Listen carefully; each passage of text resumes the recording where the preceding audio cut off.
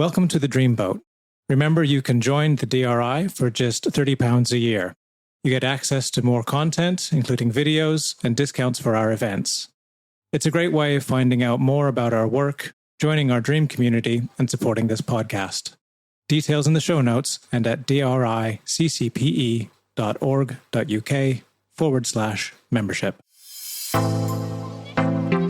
Welcome to the Dreamboat podcast, a place where we talk about everything dreamy, all you wanted to know about dreams and where you might find some answers. My name is Dave Billington, and I'm a psychotherapist, and I'm also director of the Dream Research Institute. And I'm joined by fellow psychotherapist Laura Payne. Hello, I'm Laura Payne, and I'm also part of the Dream Research Institute.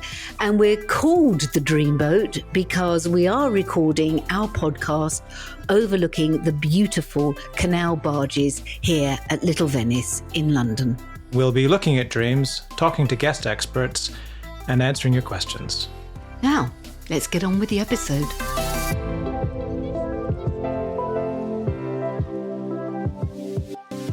If you've been listening for a while, you'll know that in every series, we do an episode called Dream Lab, where we invite someone who has submitted a dream to come on the show and talk about it with us.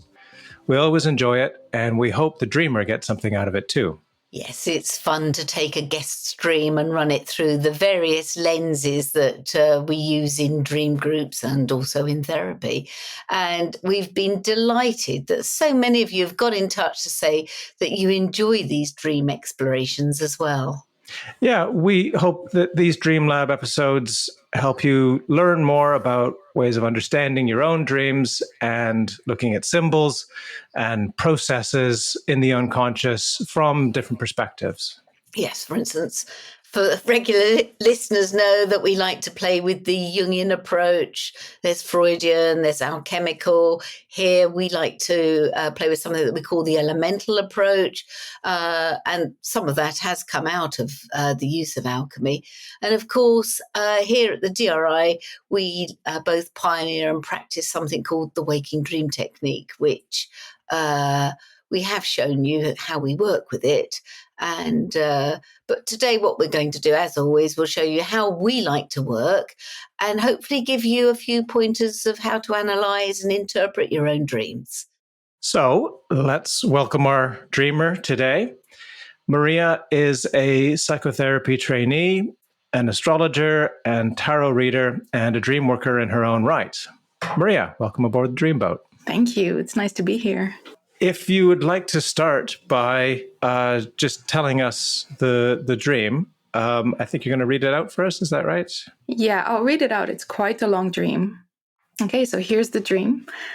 I'm in a beautiful house with many windows, and it's built in the garden of my grandparents' house. And the house looks really modern. It's modest. It has lots of oak wood as furniture. It's open space, and it's L-shaped. So has a mezzanine over one side of the house. It's all kind of very airy.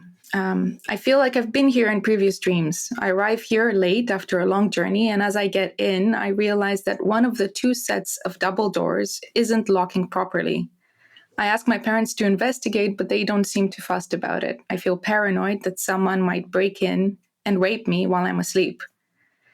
My mother dismisses my worry, saying I'll be fine. But I'm getting progressively angry because I don't get to spend much time in this house, and they were meant to look after it while I was away. So I call the police and I call the ambulance, but they can't fix the door either. And then I noticed the moon because it was night, and the moon was very visible. It was very dramatic, and it looked like it could have been a waxing crescent moon. Then I see Bella, who's my parents' German Shepherd dog. She was outside. I speak to her, and she's able to respond to me without words. She seems magical and wise. I ask her if she will destroy whoever tries to come in, but this is the only question that she doesn't answer. She just looks at me peacefully. I don't understand if it's a yes or a no, and I don't want to let her inside the house either overnight because she's not house trained, and she could destroy the nice furniture, and I'm not sure if she would attack the intruder anyway. So I resign myself that I might wake up if I hear the noise of the intruder coming in. Then lots of people from all over the world arrive towards the morning, maybe 15 of them, and they're all mostly American. And I get really angry and ask, what are they doing in my house? And they've turned all the big lights on and they're in my space. And so now I know I definitely can't sleep. And they're all really judgmental about my big emotional reaction. And I apologize. I'm saying I'm exhausted. I haven't slept. And I really scream at them that my concerns are real. And I scream in particular at one man. And I say he should try to imagine this kind of fear, especially since he doesn't need to worry about this kind of things as a man in the world. But they don't take my concerns seriously either. Then someone out of this group says that my reaction may be because of the moon phase and the moon aspecting Pluto. I ask them a question, and then we kind of start having a fascinating conversation about the philosophy and astrology of what's happening, and my mood really changes during this conversation. I tell them that I'm really enjoying this, but I have to leave and find my parents to tell them about the door issue. I leave and walk through a city to find an old building where, in the dream, I seem to have lived before in London. To get in, I walk through a charming old pub where I remember in the dream spending lots of time reading. There's this beautiful pub with deep green velvety walls, and it has stars on the walls. It's very clean and new looking. And when I get to the apartment floors, I can't remember the flat number. So I go up a weird elevator and I call my mother on the phone to ask her for the number of the flat. But she just talks a lot at me and I don't get to get my question through. But then I run into my father on the halls, and he also speaks a lot. And I don't have any room to ask what the number is. Eventually, I remember it. It was flat number 12. And I walk into an old flat. It's not in a great condition. I feel really sad for my parents that they're living here. And I'm actually furious and tell my mother about the people in my house. She's surprised and says that they shouldn't be there. And I ask her, well, yeah, but now what? Because I do need to sleep. And I have a feeling that my parents don't want me here at their house in this flat. I look around and I think I could move in with them for a while and renovate the flat to make it nicer for them. Or maybe we can all get a place together for a while, a nicer place. And then the dream ends with me wanting to say that my fear about the intruder is legitimate. That's the dream. Great. Thank you very much. Wow. Do you want to say a little bit about the context of the dream in waking life in terms of when you had it and what was going on? Yeah, so I had this dream the night before I was about to go to the Dreams Conference in the Netherlands.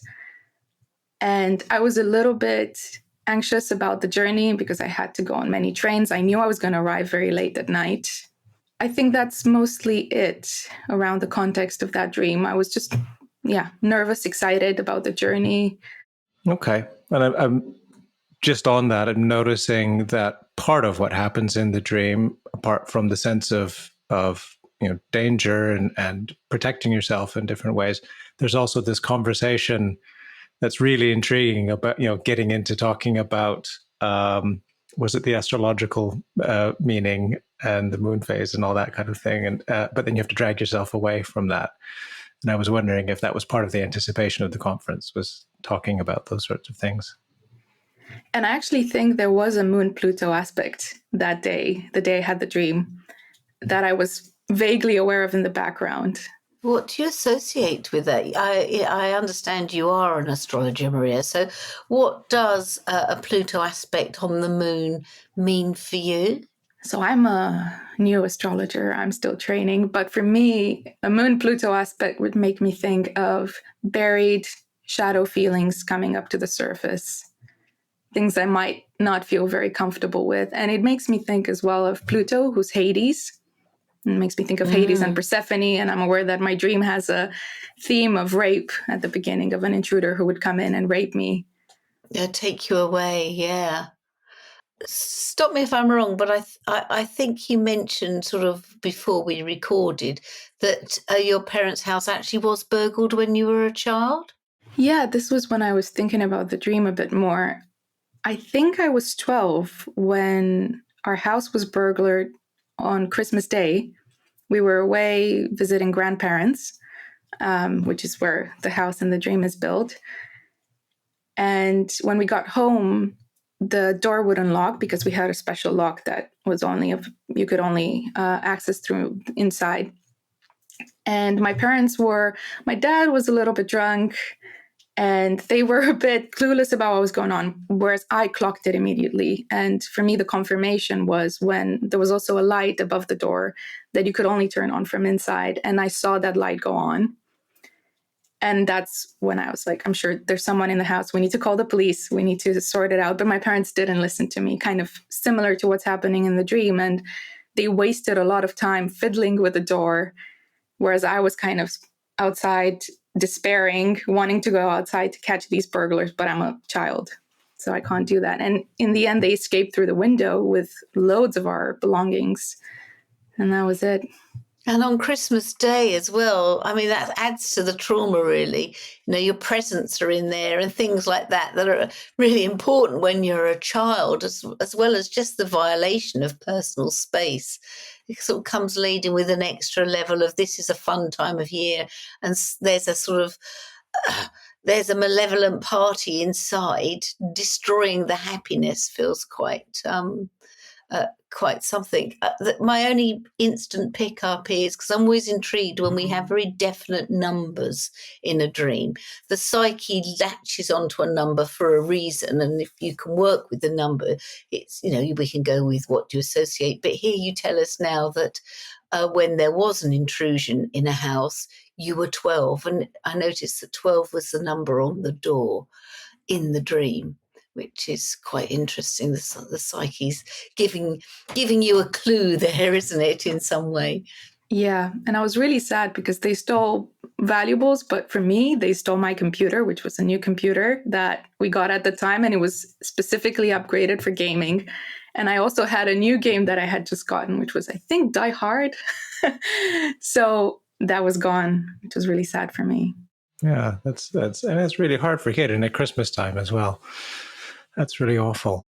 So just to look at it through different lenses specifically, you know, there is that very psychological, that very evolutionary lens, which is about threat simulation and maybe, you know, reliving something that you've actually lived, and how do you deal with it? And something about feeling like there's a danger, there's something real, something that's a genuine concern, but nobody really wants to tune into that. Nobody really wants to pay attention. Is that just about reliving something that happened when you were 12, or is there more of a theme for that for you in life or generally? You know, the memory about the incident at 12 came quite late, me thinking what's going on with the number 12. But the feeling of not being taken seriously when I sense a danger has been somewhat present in my life. I've had some financial struggles that I felt most people in my life didn't really understand. I was offered help, but I don't think they understood the emotional toll, which was what I was struggling with, rather than just making more money. So I felt a bit unsupported, I suppose, emotionally. Okay. And does the dream offer anything in response to that, do you think? Or is it just a reliving of that experience? Well, I'm curious because I go through so many emotions in the dream. My anger, I noticed, escalates in the dream, that no one's taken me seriously. But my anger subsides when I talk about the astrology and philosophy of what's going on, which is fairly typical of me. I find a lot of solace from understanding and zooming out of issues, seeing them archetypally maybe. But I'm aware that that doesn't actually resolve the emotion, because in the end, I'm still very angry. There are still people in my house. I still haven't slept. And the dream ends with me saying, I want to say that my fear about the intruder is legitimate. That's the child voice, isn't it? Saying, look, you didn't listen to me then. And it was a legitimate fear. It's almost like you're trying to say to yourself, I know what fear looks like, and I know when I'm under threat. It's almost as if your psyche is saying to you as well, you need to pay attention to me. You need to trust me in some way. I was wondering about looking at some of the settings and maybe just going through from the beginning, because it's so prominent in the beginning. It's a beautiful house with many windows. built in the garden of your grandparents' house. So I assume this is not your grandparents' house and not something that was in their actual garden. Is that right? So this is a dream house. A dream house, yeah. Interestingly, my parents' house, this is not where I grew up, but where my parents are now, that house is built in my grandparents' garden. Okay. Sort of. But this house was somewhere in between the two homes, and it was all mine. And it really is a dream house, not just because it's fictional, but I would love to live there. It's wonderful. It's so many windows, so airy, open space, very simple furniture, very warm feeling inside. Okay. And how does it leave you feeling when you capture that house now and you close your eyes and you think about it? What comes up inside for you? Peace, calm, serenity. Yeah, it feels like a beautiful inner world compared to, and what puts that inner world under threat is quite interesting. I think it's part of what the psyche is possibly exploring. I love the house. I thought it was gorgeous. And isn't it funny? I mean, I often get asked this question, and I know you do, Dave, why do we keep having these repeat buildings or scenes or settings that we go back to? And isn't it interesting how the psyche constructs a terrain as a setting that represents probably something in our emotional life. And in this case, very often a house or a building of some kind that we constantly return to, which is, I mean, for Jungians and for Freudians for that matter, the house would be, it's a bit like a car sometimes. It's a construction of the ego. But I think it's more than that. I think it's almost where the psyche wants to reside. Mm-hmm. Inside. I think it's almost like the psyche's home, personally.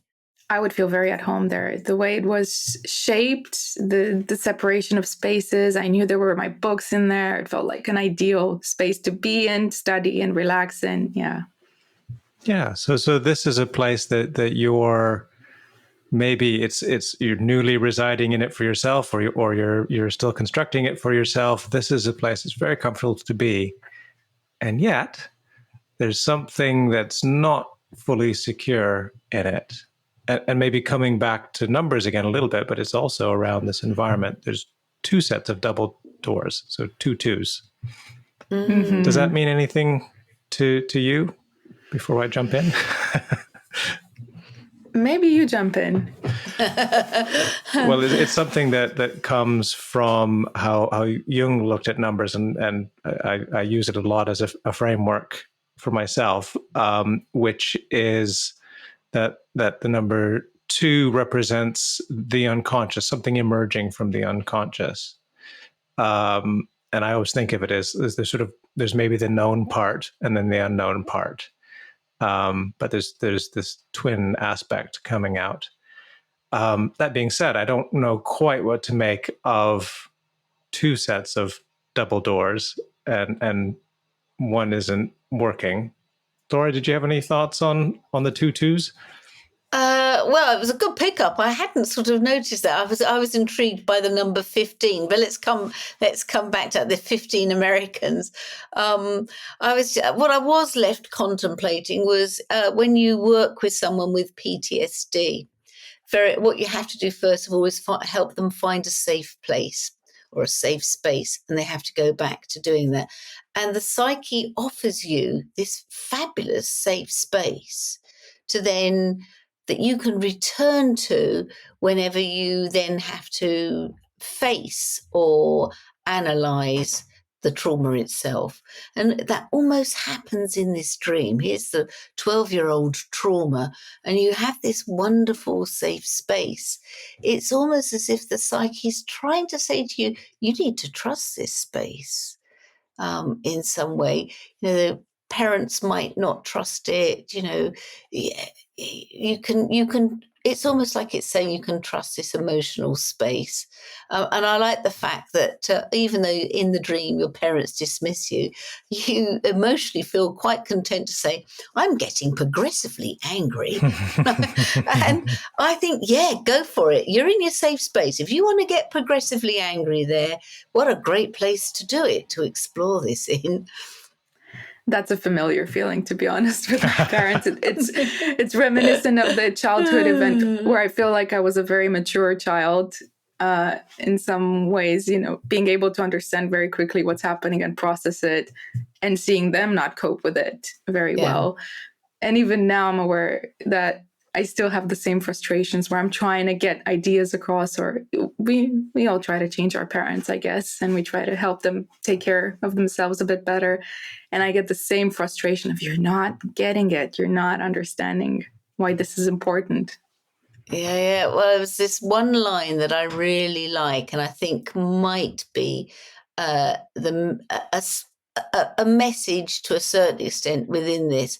You say, I'm getting progressively angry because I don't get to spend much time here. That's inside your psyche's home. And they were meant to be looking after the place while I'm away. And I think the psyche's almost saying, no, now's the time that you move away. You grow up. It's not time to leave the parents in charge. It's your own space. And, look, I mean, there's part of your psyche saying, look, when you were a kid, it wasn't a safe space. So why are you letting them look after it now? I think that's a fair point. I was wondering, why am I not spending more time there? Where am I? Yeah. If I'm not there. Yeah, good question. I think, Maria, if I was working with you, if we were doing it in like as a sort of a working object as such, I'd get you to draw the house and embody it and see what lives in the different rooms. It'd be quite interesting from a waking dream technique to do a little tour around it and really claim that house for yourself. And if you want to let the dog in, you let the dog in. Yeah, I was intrigued by the dog. What did you make of it, Maria? She's really interesting, Bella, the dog. She's an enormous German Shepherd. She's huge and quite terrifying if you see her. I've known her since she was really small. And I'm very ambivalent towards her because she wasn't really educated. She wasn't really tamed. So she doesn't fully understand commands, but she has all this energy and is very loving. So she'll want to jump you and lick you and hug you, but because she's so big, she could literally, she overpowers you, and she doesn't understand that. So for many years, I kept my distance from her because I was like, that's too much for me. I prefer my cat, who's more like me, similar temperament. She just is in her space. She's quiet. She comes to you if she wants to, but otherwise, she respects your space. Whereas this dog was too much. But now I've approached her a bit more, and I'm learning how to communicate with her. And she's really lovely, but I feel quite sad for her, I think, because she is an outside dog. She's not allowed in the house, and that can be quite hard when it's raining or cold outside. But if she would come inside, she would destroy furniture. She would be a menace. So naturally, that leads me to ask about the Bella part of you.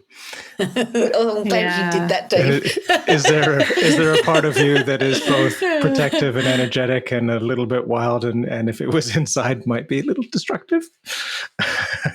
Yeah, it makes me think of that kind of playful part of me, because this dog is very playful. All she wants to do is play and hug and love, and she's very silly. And I can be quite a serious person. And I think I am ambivalent about that part of me that is playful and would just create and, make a mess. I was thinking in a dream group, if you did psychodrama, getting others to act out being the dog rampaging through your psyche home would be quite interesting.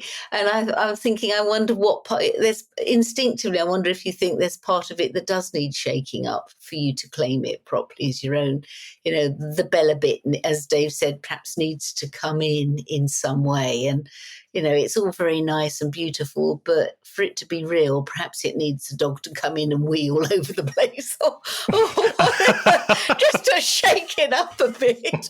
I don't know. It's interesting. I like Bella. And as you say quite rightly, it's funny how the psyche always sends the crone or the mercurial figure in some way. And here you say she seems magical and wise. So she has this sort of all-seeing intelligence in some way. She knows what really does need to happen. And you recognize that in the dream too.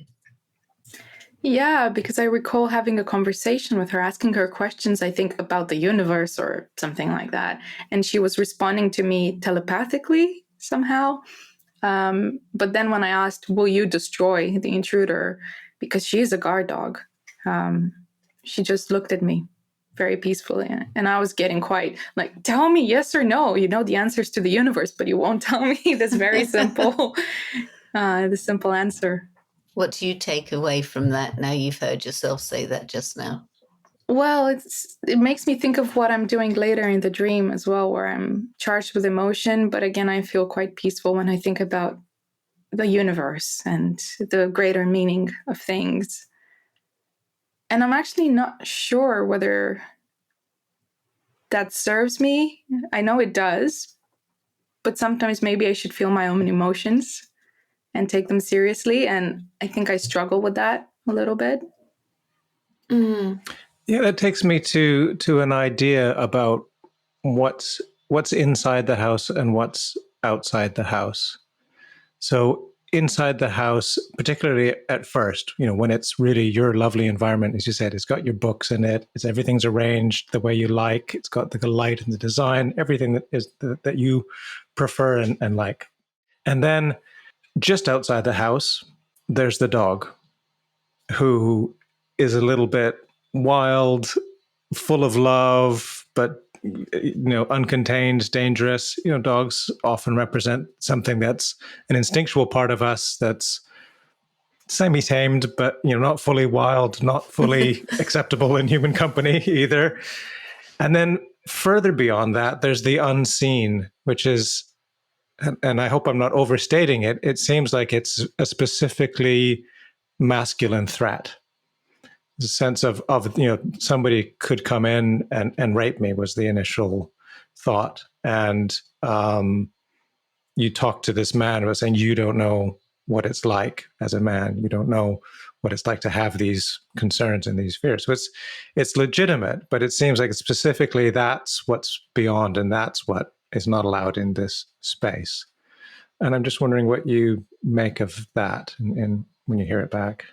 I do have fears like this that I live with. I wouldn't say they're as overpowering as they are in the dream.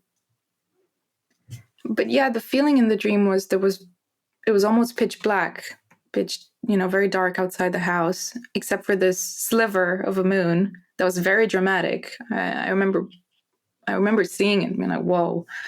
But the feeling was of a man, and I don't know why the man would feel skinny and kind of wild. That brings up a lot of ideas from Marion Woodman for me about that kind of intruder, the inner killer or the inner rapist that would come in. Yeah. It's along those lines that I was wondering about as well. And it's, again, we look at things in different lenses. There is that threat simulation aspect, which is that this is a real concern that a woman sort of needs to be aware of in life. But then there's also the inner world aspect of it, which is what are the parts of myself that seem threatening in that particular way. And it's again, it's not seen. It never comes into the space of the dream, but you're constantly having to remind yourself and convince others that no, this is a real concern. My feelings are legitimate about this. I feel like that's also an inner dialogue that I do with myself every day. My feelings are legitimate. It's okay to take them seriously. And on the note, you said that it doesn't happen in the dream. In a way, it makes me wonder because intruders do come in. It's not one, it's 15 of them. Exactly, yeah. Yeah. And Laura, you had a question about 15. Well, I just wondered if there were any associations around 15 at all. Nothing that comes to mind. I don't have very clear memories of what was happening at specific ages. I know you're interested in the tarot, so I was quite interested in what you make of the 15th card of the Arcana, which is, I think it's the devil, isn't it? Is it? Well, I think you're so, good. yes. Yeah, I think so. And so I just wondered if there was any tarot association around the devil, or what you might hold when you look at that card in some way. It is the devil. How interesting. You know, the devil as a tarot card is associated with me and my birth date. Oh, no. And also Capricorn. I'm a Capricorn. The devil is associated with the Capricorn. It's the scapegoat. Yeah. Interesting. Yeah, so which bit of yourself do you scapegoat? Do you scapegoat Bella and you keep her out in the wilderness? And by letting her in, does that see it? So instead of having the guard dog on the outside, would it be better to have the inner Bella guard dog on the inside so you can trust this space for yourself? I think so. She doesn't feel like my dog, which is interesting that this comes up. She feels like she's my parents' dog. And I think there's a part of me that was like, no, I would want to get my own dog and raise that dog the way I would like it to be raised. There's a lot of issues that I see in the way my parents deal with animals or pets that are similar to how they dealt with me. So that's something that comes up where I'm like, no, let me raise the dog the way a dog needs to be raised. Yeah, I think that's a common theme throughout the whole of the dream, actually. It's you claiming a space. And being the sensible one in any given space in this dream. Yeah, trust the intuitive hits that you get, and even if a whole host of Americans come rampaging through your house, still trust your own intuitive hit of what you need, even if they throw all the lights on and are judgmental about your emotional response. It's your emotional response. It's yours. You're entitled to it. Yeah, I felt quite sad seeing that in the dream. I apologized for my emotional response because they were in my space. Come on. Exactly. Well, I'm glad to hear you say that. Yeah, you're in my space. Come on. I think it's a lovely dream. I really, really like it, Maria. And I always love it when a favourite dream house or setting comes up, because actually when we dig within, it comes up regularly and has often been there in the background since we were kids, ironically enough. A lot of people will tell you, I've always dreamt this place. And you think, yeah, it's there for a reason. And it's so worth exploring. And I think your dream beautifully highlights how important it is to sort of open the front door on some of these places and go inside. And I just wonder, it takes me back to the numbers at the beginning that, again, the two twos and the four doors, four being a number of completion. And it's like, this place is almost complete. But there is this door that needs to be seen to. It seems like boundaries is a theme in this. My feelings are legitimate. There's this question of how did I end up apologizing for my own authentic experience, which is a boundary issue. And of course, intruders being about boundaries as well. But the door, sort of setting that all up from the beginning. And there's layers and layers on that, it would seem to me. Yeah, and I like what you said about the dog, bringing the dog in, because the more I sit with this image, I think the dog belongs inside. The house is lovely. It's very orderly, but it would be nice to have a pet inside, a bit of mischief. But maybe not something that's going to just make the whole place chaotic as well. Exactly. There's a middle ground there somewhere, I hope. Yeah, well, it's like everything, isn't it? When we bring in a shadow part of us or something or other, it rampages around and we have to get it back under order so it's properly, integrated, as Jung would say. And so, it might be a bit chaotic when you're bringing the dog in for a bit, but then you'll get some control over it and welcome what it really does offer you. we're just about out of time for today, but any final reflections on the dream and anything that's coming up from having discussed these different aspects of it? I'm very intrigued by the devil card. It makes sense to me with the moon, Pluto, all of the other things.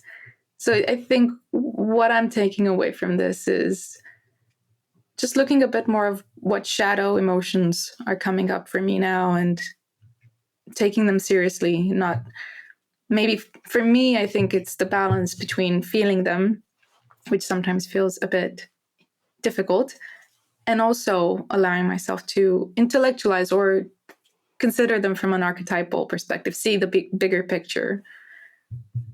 And that's what I'm sitting with, allowing both. Lovely. Thank you very much, Maria. Thank you. Thank you. As always, a great pleasure to work with someone's dream and be able to sort of do a bit of deeper analysis and to share the process with everyone. So anybody out there, if you've got a dream, get in touch with us. We'd love to work with it. Send it in, and we go through a process of having a look at which ones we're going to use, don't we, Dave? We do. And Maria, thank you so much for generously sharing your dream with us today and taking the time to talk about it. I hope it's been a positive experience for you, and I'm sure that there's lots in there for other people to reflect on with regard to their own dreams as well. So I think that's the end of this episode of Dreamboat's Dream Lab. And I think if you get in touch via our website or on our social media, we always love to receive your dreams, as Laura was saying. Okay, so anyway, sweet dreams. And keep dreaming and keep sharing your dreams. So, thank you for joining us for this week's episode. Don't forget to like us and leave comments on your favourite podcast platform. As I'm sure you know, that's the way we build an audience for the Dreamboat podcast and also to spread news about dreaming. And as we said, there are many ways you can share your dreams at the DRI, the Dream Research Institute. Yes, we have courses, events, and workshops, and we want to hear from you. So check out the show notes for links, or find us on Instagram and on our Facebook page and on our website at driccpe.org.uk.